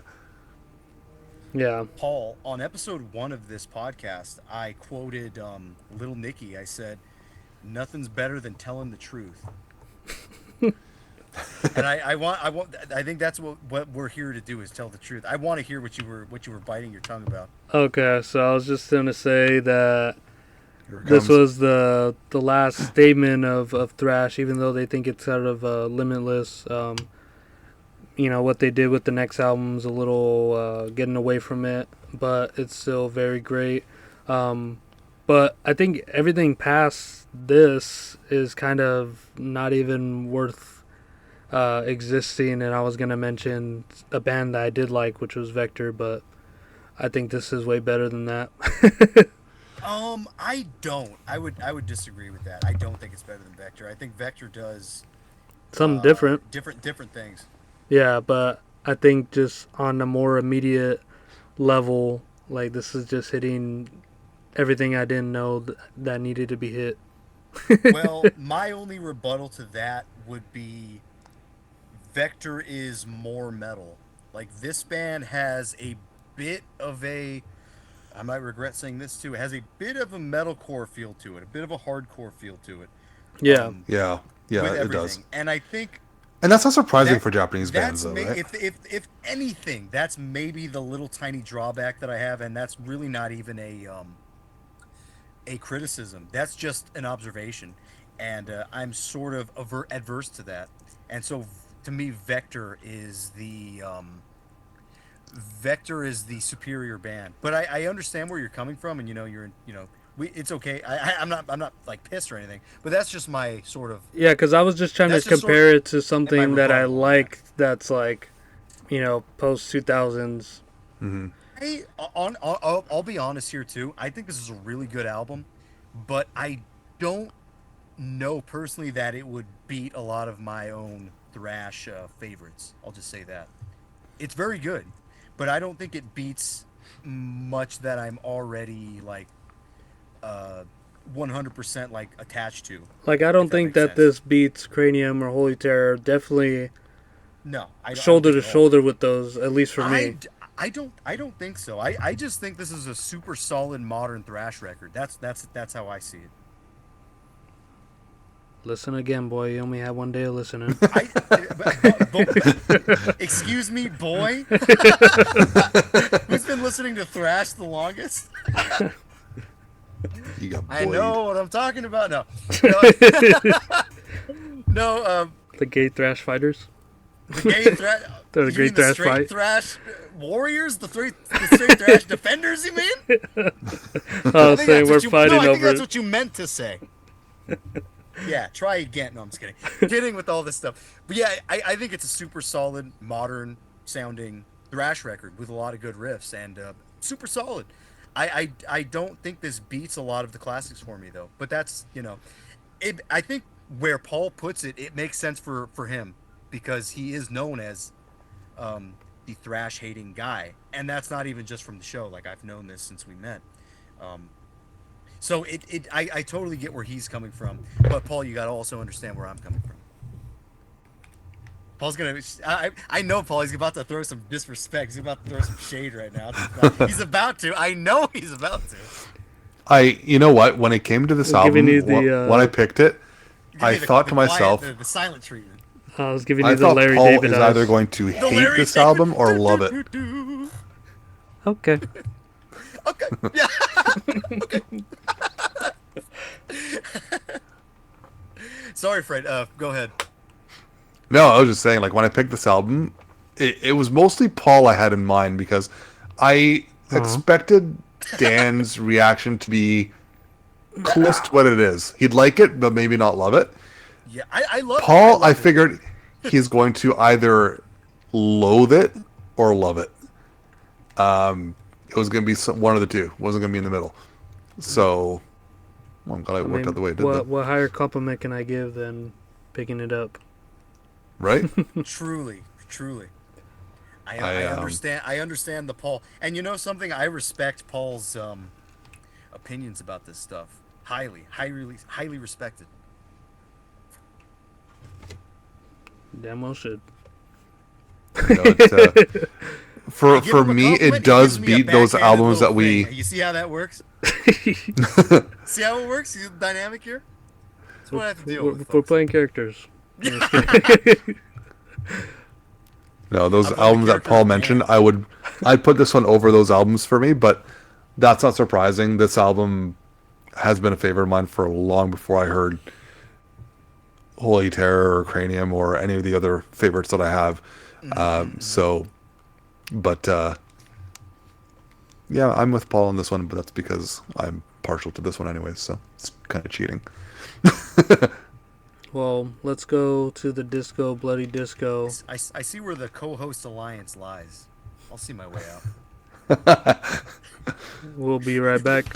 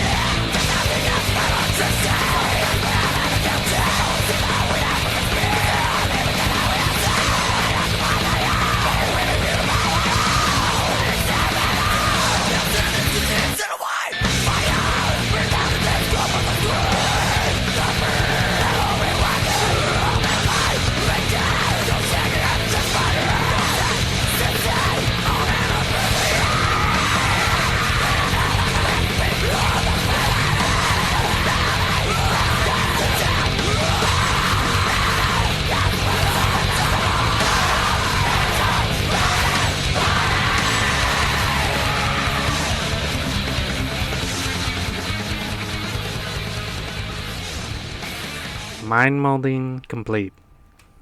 Dan? Completed.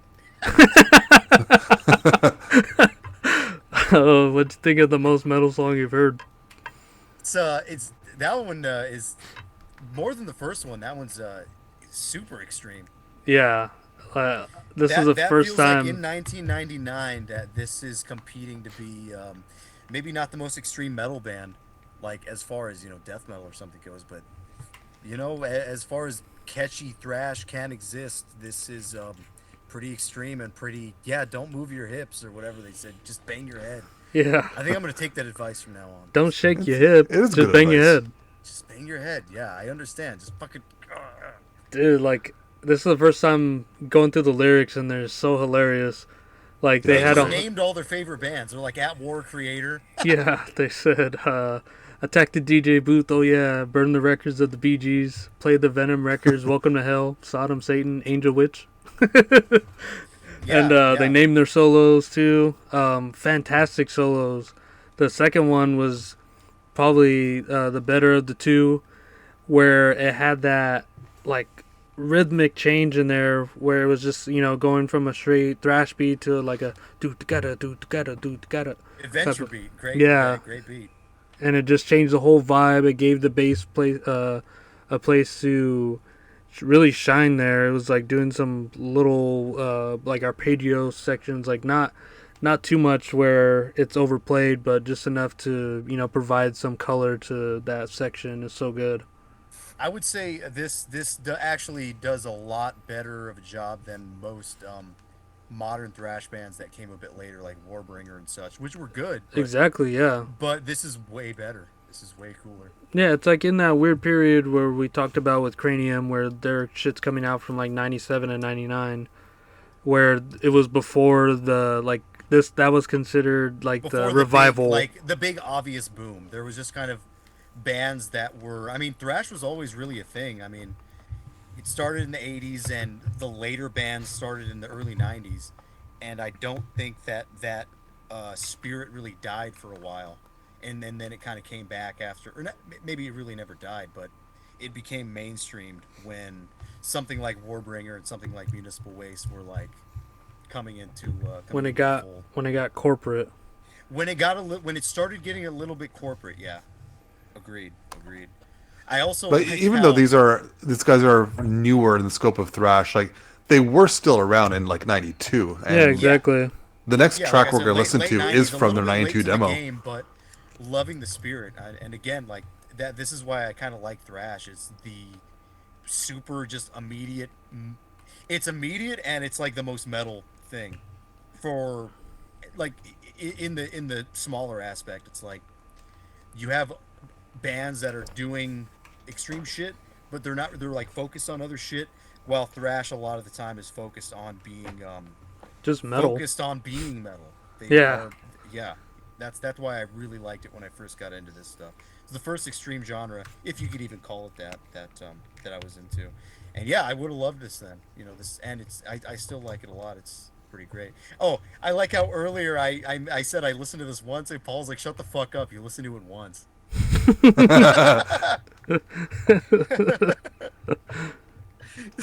Well, Yeah, we got it. Yeah, more Paul points added. Very good. gotcha, damn wise, Genji. Damn. Yeah, Wise. all right. But yeah. What'd you think of this one, Fred? I don't think we got into your thoughts about it. This one was like when I first heard the album. This was originally my favorite track on the album. The way it starts, just that drum roll, just fucking amps you right up from the start. Literally 1 second of a riff, and then it changes. Like, I love the. Let's do this. Actually, you know what? No, fantastic track. Like, I love everything about it. It's so much of this album is just spastic beyond belief, and this one kind of. Is it the most spastic? I don't know. But it's definitely up there. It's not the most spastic, but it's the most spastic in the sense that like it's able to be precise. Like most spastic bands are not precise. This band is Very precise. Yeah, Yeah. but while kind of keeping that spastic energy. If there's one band that when we were listening to this, I thought of it, that's not on the similar artist. This actually, to me, sounds a lot like Invocator from Denmark. I could hear some similarities, but there's something, and you know what? It must be those hardcore influences that are in here. It's the hardcore That- vocals, and it's also the technicality in some of these riffs. Possibly, but I mean, like Invocator was pretty technical too, right?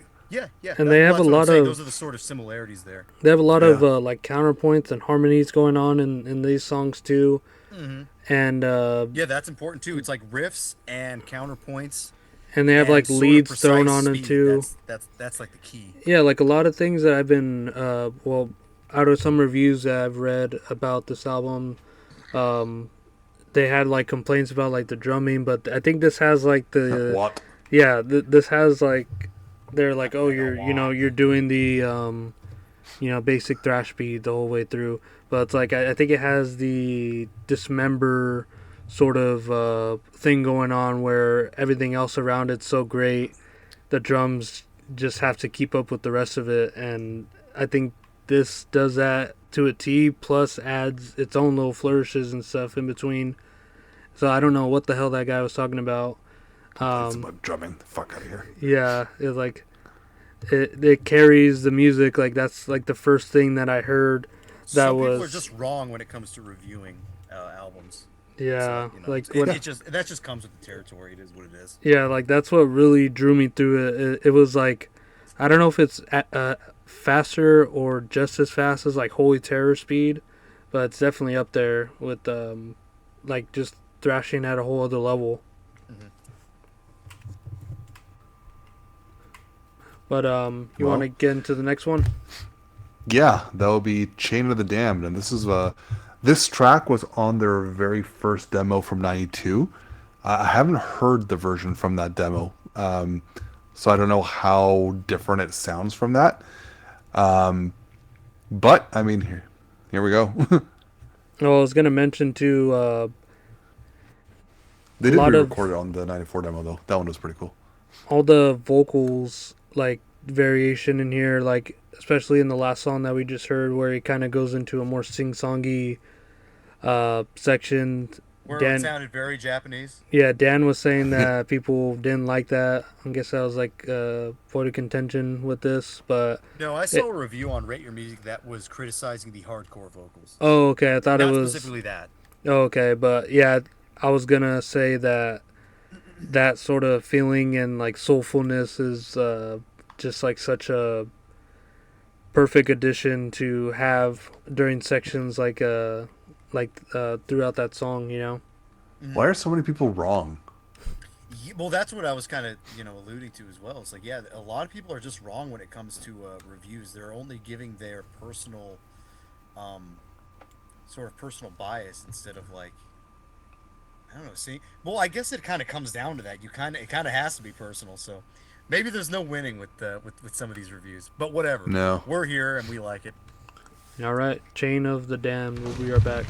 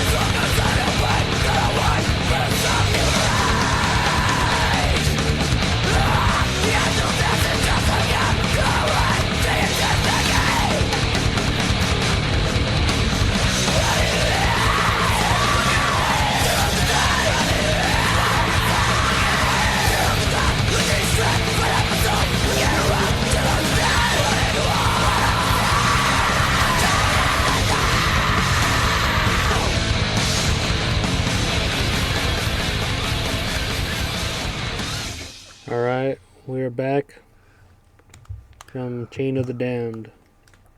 That song goes in so many directions. How can you not get like whiplash from it? Yeah, I think out of all these, like you mentioned, this one's definitely feeling like the band's earlier incarnations of like songwriting. Mhm. Like it seems like the most like straightforward, Yeah, I thought but the same thing. but they play it in the same like ferociousness as the rest of these songs, and the riffs are just as catchy.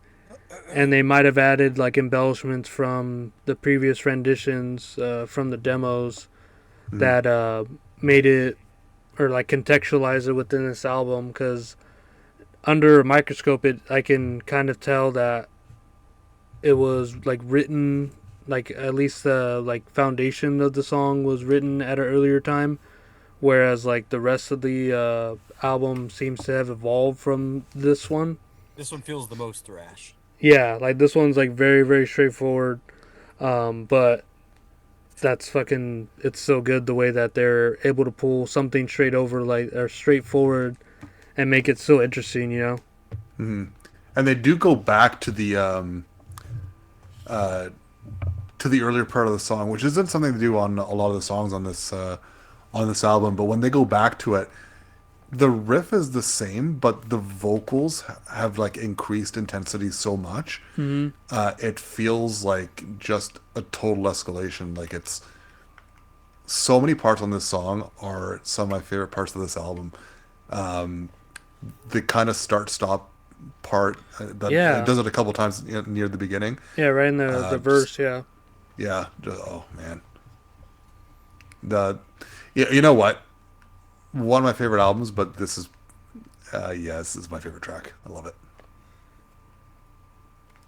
Yeah, it's definitely a good one to have right in the middle because the next three songs are like fucking insane. It starts off great with the first three songs, and then it comes to this one, which is a little bit more like I'm like fucking 10 minutes in. I need a little. Instead of an interlude, you just get a straightforward thrash song, Yes. That's funny. That's a funny observation. and then you go into more like fucked Terror Squad. But yeah, what'd you think of this one? You're kind of agreeing about it being a little bit more straightforward, Dan. Yeah, it's kind of what I thought right at the beginning. I don't know if I can speak for the rest of the album on like their influences. But this one, I said the last, like the songs give me different vibes, kind of. Each one I hear, like the last one, I thought Invocator. This one, I sort of thought Assassin from Germany, which I guess kind of makes sense for this band, or maybe this song in particular would be taken from German thrash, which is known for being like some of the earliest, most extreme stuff. Like Assassin and like Creator. And a band that love them or hate them, I know they kind of have the reputation. Tankard, they have a song that I think you would probably appreciate, Paul. It's called "The Morning After." It's just kind of about being hungover. You know what's funny in the band pick? The guy is wearing a Tankard shirt. Yeah, it kind of makes sense. This song That kind of tracks. reminds me of that particular song, "The Morning After," where they have a music video and they're just kind of like getting up in the apartment, pretty much. And that band is usually known for being super straightforward, but that song in particular is like really wild and has a lot of crazy leads and just insane riffs, and it reminds me a lot of what Terror Squad is doing. So I guess it would probably make sense, right, for something like this to be, or for these guys to be really into German thrash, right? Yeah. I would say so. Yeah, that's sort Well, of just what I took from away here. the fucking second track, the lyrics is you can kind of see where they're at with Yeah, appreciating they just literally named them. carnivore, Right, I mean- whiplash, sacrifice, Yeah, possessed. they're thrash heads. I mean, thrash is cool for the most part if you're listening to the right stuff. Yeah. Here's my and question though: which sacrifice do they mean? I imagine the Canadian sacrifice. I don't think the Japanese one was that famous. Well, I mean, they were Japanese too, though, right? So Yeah, I mean, you may be right, but I know the Canadian one is like the more famous one. Yeah, for sure. But yeah, kind of, just like Cranium, they do the disco thing, but Cranium also did the German thing. Like they were pretending to be German, lead German accents from Chainsaw Demon. And Yeah. I think Holy Terror as well, being from LA, they were also big on the German thrash stuff. And also Yeah. Dark Angel too. So It's just the most aggressive like faction of thrash. yeah. You mentioned those two bands would be on the big four of thrash. We'd probably just have to think of a fourth one that would fit, because Invocator probably wouldn't count. It's a little too death metal. You know what I mean? Yeah, I don't know. I would have to think about it because it Well, was the sort three of bands we named, that would probably be there, right? yeah. That's what I'm saying. Like it was kind of Yeah. just thoughtless to bring up. Like I didn't even have to think about it with Cranium and Holy Terror, and then added Yeah, these well, guys. to me, was, those are my favorite thrash albums. I mean, I've been saying that forever. This would definitely be up there. It's pretty good. Yeah, I'm definitely having them in the third spot from those, but yeah, I would have to think about it for the fourth And Slayer one. doesn't count because they're already in everyone's mainstream thrash Yeah, list. that's what I was like. So we would need our version of that, basically.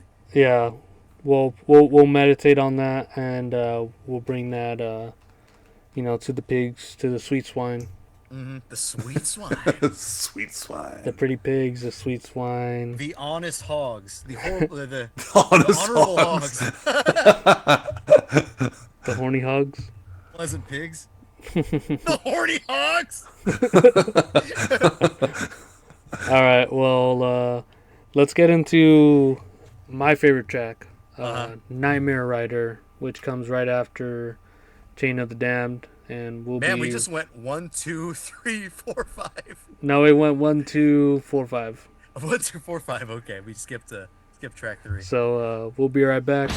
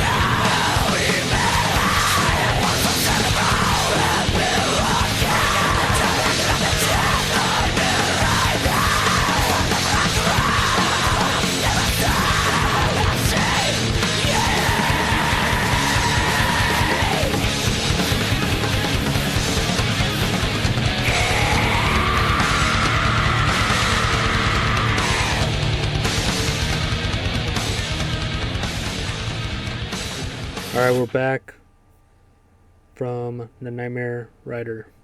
What do you guys think? I see. That one I hear where all the prog comes in. There was one more song that like had way more prominent prog in it. Like that was the main part of the song, but this one kind of just implemented it into the thrash stuff, which is different from what most like tech thrash or death or tech death like old school style bands would do. Even from like nowadays bands who do that, those bands would like kind of make that part of their personality. It's like, yeah, we're tech. Yeah, we talk about space and we talk about angles and and shapes. But it's like this band, no, they're kind of just poser slang, but they have prog rock riffs turned thrash, which is interesting Yeah. and different. It's just different. It's a different mindset that the Japanese have there. Not all of the Japanese, just this band in particular. Well, Fred, what'd you think of that one? It's.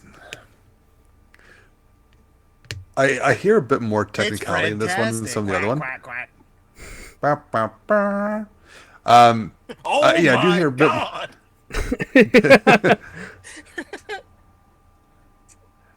No, I hear a bit more technicality in this one than in some of the other ones. There was a part in there that did remind me of Invocator, like we talked about before. But no, solid track. I don't have too much to say about this one, other than the fact that it's as good as the rest of them. Like it's. My boy, he harmonized with the guitar solo. That shit was fucking like beyond, like, I don't know. That just took me to another place when I first heard that.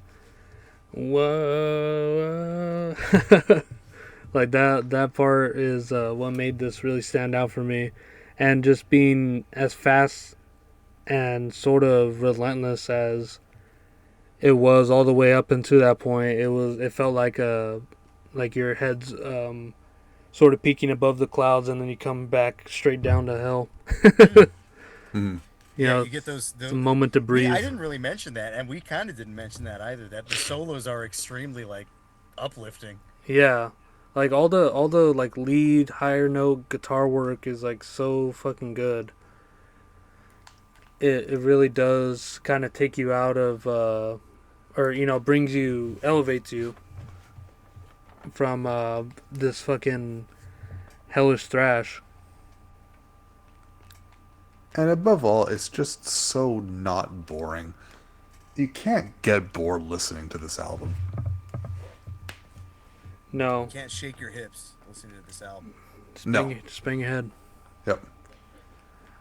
Like, don't be silly. Spang your wiener against the table. Do what you gotta do. Your soft wiener. Now you're bang your hard wiener against the table. Make the PP be the big PP. Okay. All right, final thoughts, boys. Final thoughts. Final thought. Thank you, Fred. I was not aware of this. You are a thrash legend, bro. Oh, Fred, you're a fucking legend. Fredward. I mean, just an old favorite of mine. So it's I've loved Old this one favorite for from an old so. motherfucker. I've loved this one for so long that like bringing it up as a pick never really crossed my mind until last week, because it just kind of sat in my mind rent free. And You're like, everyone knows this, right? kinda, yeah. So no, I'm glad I brought it on, especially it's worth it. You're Paul ranting about it. Yeah, and I think Yo, you know you did good when you got Paul rant this shit. Right? yeah, I took some notes. Yo, you got Paul writing this shit. You got me looking online for a fucking shirt. Yo, you got Paul peeping. Peeping Paul. You heard him. His first note was shit. Yeah, my first note was fuck. But Paul's yeah, first note was, oh shit, alright. this was Fuck a duck. this what I initially thought you were gonna pick, and what I thought it was Terror Factor.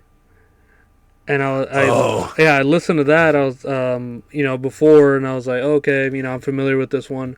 But then I looked it up, and I was like, what the hell is this shit with the dog on it?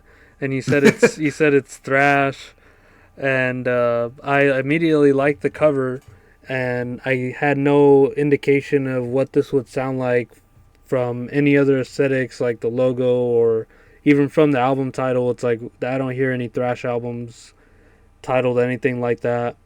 And then being able to dig into not only this album but like demos and the follow-up, which is even more insane than this one. This one's definitely more metal.